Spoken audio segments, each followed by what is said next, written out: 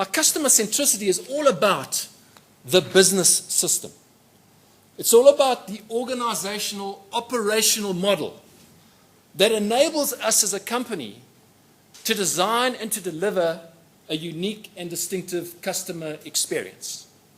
And when I talk experience, ladies and gents, I'm talking about two things. I'm talking about the physical product or service or communication. And very importantly, I'm talking about the emotions evoked before, during, and after engaging with your organization across any of the selected channels and or touchpoints. So it's the operational model that allows us to design and deliver this experience in the private sector to acquire, retain, and develop targeted customers efficiently, but in the state-owned enterprise sector to build business sustainability. Importantly, for the betterment of the employee, the customer and or citizen, and the stakeholder, in that order. Many organizations aspire to become customer-centric, but very few achieve it. One of the reasons for that is that customer centricity as a principle just is not part of organizational culture.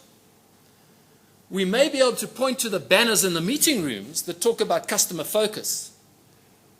There may be reference made to it in our vision statement or our mission statement or our financial statements even. And hey, let's not forget about that really cool, funny speaker during Customer Services Week that we had 3 months ago. But the reality is that it's just not part of organizational culture.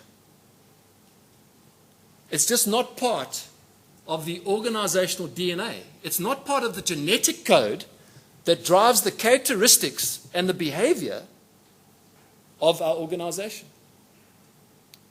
So why, we may ask? One of the reasons is that it takes immense effort from leadership to drive and sustain a customer-centric organization. We all know as leaders that our time is called upon for other incredibly important things. And too often, customer centricity is kind of allowed to become the domain of customer-facing employees. In some organizations, might even become the domain and the responsibility of the customer care or the customer services department. And we then believe we can abdicate anything to do with customer service to that department. Customer management is far too important to be anywhere other than on the board agenda. I repeat, customer management is far too important to be anywhere other than on the board agenda. And there may be no end to this journey, but there is always a beginning.